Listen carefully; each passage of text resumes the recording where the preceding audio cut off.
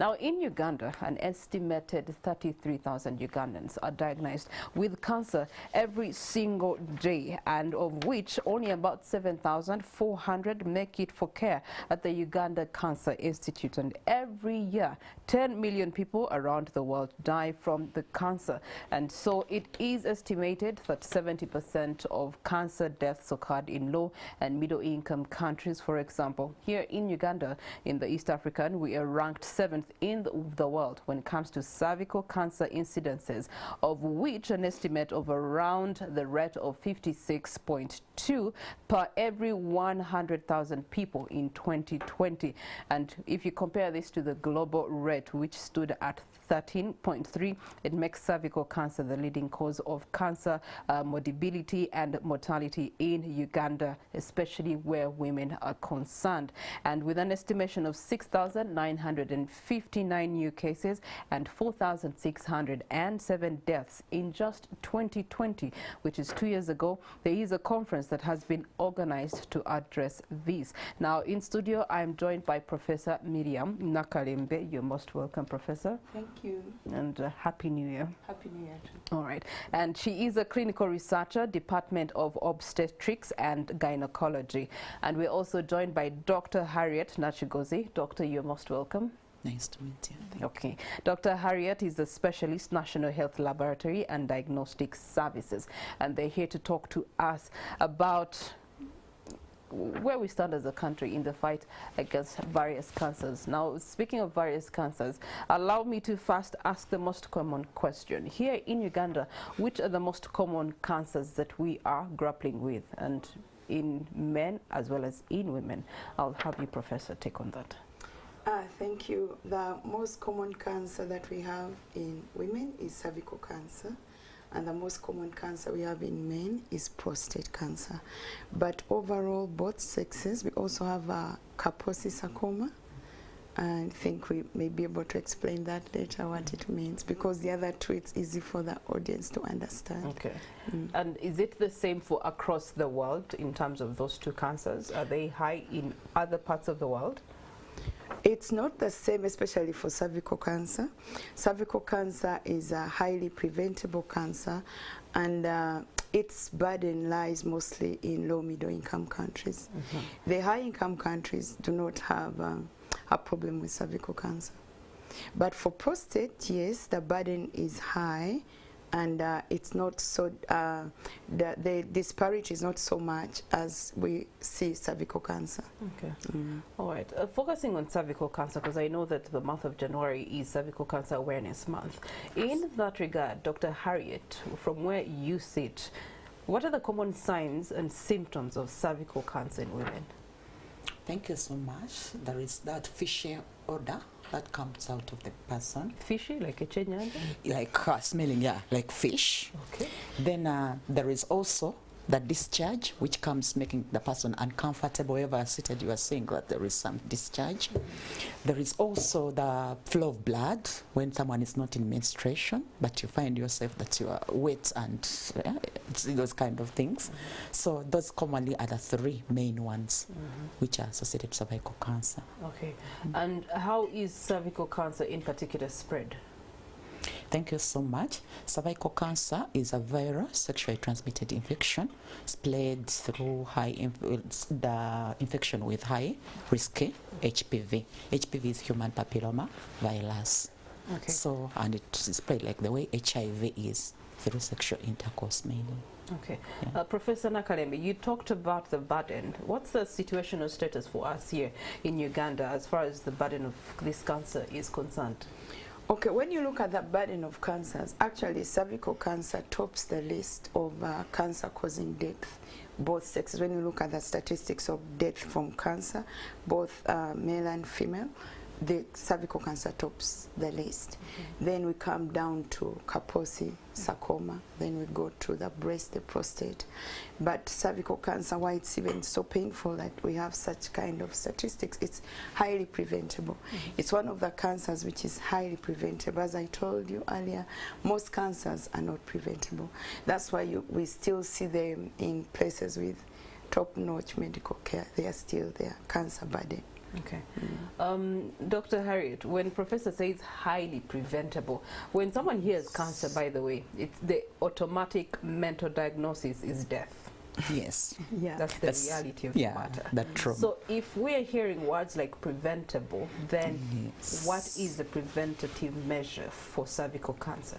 Okay, when we hear about preventable, it means that when we diagnose it early, or you will find out yourself that you have it early, you can easily be helped and then can be able to get rid of it. And some of those things is through the screen and treat, whereby everyone we're encouraging you to screen. You never know, I might be healthy and I have the problem. And when I test early, it can help me to prevent the factors associated to it. And also, creating awareness in some of these populations which are predisposed or having these predisposable factors which can lead them to cervical cancer. So which are some of those populations or those areas in Uganda here? In Uganda. Okay, what we can say, everyone is at risk, but there are those who are in what we can say less privileged places, like what we can say the rural areas where they cannot access hospitals very early. They have to walk like some good distance. They don't have the money because somebody tell you I don't have transport to go to that area. They are living in some of these environments which can say that they are high style lives. They are easily indulging into some of these sexual behaviors. So these are some of the factors which are predisposing them or leading them to have some of these. Okay, for better understanding, you see how we had COVID and they were saying hotspots that are under lockdown. So for cervical cancer, which are the hotspot regions? Yeah, just as we said that they are associated with HIV, those hotspots which we have HIV in, they are more likely to be associated with these cases of cervical cancer, unlike the others. Okay, and diagnostically, in terms of how you actually do the screening, how is the screening done for cervical cancer? The screening is done in several ways because several methods have been in place. We have the pap smears for cervical cancer. We have the HPV, that is the human papilloma virus genotyping, where we are able to identify which type of HPV do you have. We normally have the 16, the 18 to 45, and then the other high risks, which are mainly associated to that. Okay, all right. So I have heard that there is a conference in regard to addressing cervical cancer and other cancers, and it's the Africa Cancer Test and Treat Initiative Conference. Professor Nakalembe, could you tell us more about this conference? Okay, this conference is going to bring together countries from Africa to that point of trying to address the early detection prevention agenda for cancers in Africa. And it's going to be next week on Monday and on 1st and 2nd. And we hope that it will also help raise awareness and bring together scientists and other stakeholders, for governments and policy makers, to make sure that attention is drawn to this issue of cancer. Because as you see, most of us in our African countries, attention has been mainly drawn to infectious diseases. Over the past decades, we've been looking at HIV and HIV-associated issues. But now we are raising up and saying, okay, let's see how we can push the agenda to put focus on cancer prevention, early detection and treatment. Is this the first of its kind? No, here in Uganda, yes, but it has been sitting in other countries. Okay. And what do you hope to address, Dr. Harriet, at this conference? Thank you so much. In this conference, we anticipate to get a number of people, and these ones we shall have time to create awareness through what is going to be presented. And secondly, we shall encourage early detection for these cancers. People are going to be given chances to screen, and if they're informed, they can always reach out to the different units which we have in the country, like the national referral hospitals and regional referral hospitals. Then still, it is also going to help us to get those ones who are positives to link them into care. Yeah. to make sure that they are able to get the right treatment in the right time. So that is what we expect from them. And 3, we can possibly expect collaborations from the different stakeholders which are going to join, because it is organized by Ministry of Health and key stakeholders. So we expect people to have same consent, same like mindset, and then they agree that we should put this to an end by doing ABC. Okay. Yeah. Professor, let me say from what you receive at the Cancer Institute, in terms of stages and focusing on cervical cancer, at what stage do most women look for specialized treatment? Yeah, that's a good question. Actually, the biggest issue is late diagnosis, where people come with advanced stage of cancer. Where advanced stage, we are talking about stages from the last parts of 2, 3, 4 stages, which are advanced, where curative therapy is not possible. So, and most of the reasons why people come late, there are delays at all sorts of levels. There are delays at individual level, there are delays at health system level, then there are delays from the health system when somebody gets a diagnosis of cancer to actually getting the care that they've been assigned. Because many times what happens when somebody gets a diagnosis of cancer, they try to first do other alternative medications. The traditional medication, the local mix on the village, you mix for them some herbs. Yes. Yeah. And they receive all sorts of myths about treatment. Somebody hears that you're going to have radiation, and they go talk among their peers, among their relatives, and they're like, radiation? No, let's first do this. So they spend a lot of time trying to get alternative medications. They don't work, and at the end of the day, they end up very late. The other issue of ending up late is not knowing the symptoms, like Dr. Harriet was talking about, the bad discharge, the abnormal bleeding, which can come in terms of intermenstrual bleeding or postmenopausal bleeding, abnormal bleeding, and somebody does not know that that's a danger sign, so they keep with that for good time without coming for care. So there are all sorts of delays at different levels. Okay, let's talk about the clinical delays, because not every clinic in Uganda has a lab. That's the reality of the matter. So it will come as a discharge, and they'll give you something to do with a bacterial infection and treat it as a bacterial infection and so on and so forth. So how are we intending to bridge the gap between diagnostics and treatment of cervical cancer, given the current state of the health system that we have? Thank you so much. In this conference, we believe to getting more stakeholders, policymakers, to see how we can have these kind of treatments reaching to the communities through innovations for sustainable health. And this, we expect that we need to have more community engagements to take the Ministry of Health to the communities to make sure that we get these people in their doors, in their homes. Some of this, as Dr. say and Professor said, is that they first look for the traditional ways of treating before they come on board. And some of them also who have got the prescriptions, they fear to come to Uganda Cancer Institute.